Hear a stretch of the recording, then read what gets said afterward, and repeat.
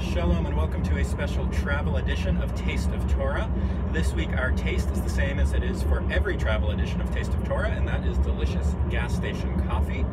And our Torah this week is Parashat Va'era. Parashat Va'era is the second Torah portion in the book of Exodus, and we're looking specifically at the verses where God tells Moses and Aaron that he will harden Pharaoh's heart, or stiffen Pharaoh's heart. So plague after plague is going to be put upon Pharaoh and upon the Egyptians, and every time Pharaoh will not relent and let the Israelites go because his heart will have been stiffened by God. Now, you may be thinking about the ethical implications of this, especially as it involves free will, both for Pharaoh and potentially for ourselves too. If Pharaoh didn't have a choice of how he was going to respond, then how can we really blame him? And what does that say again for us? Does God control the choices we make as well?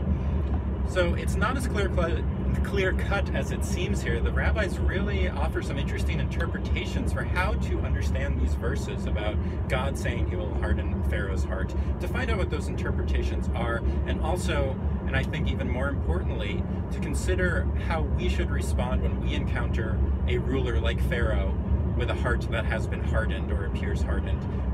To find out some thoughts on that, click on the link somewhere on the screen and enjoy this week's Taste of Torah, and most importantly, Shabbat Shalom.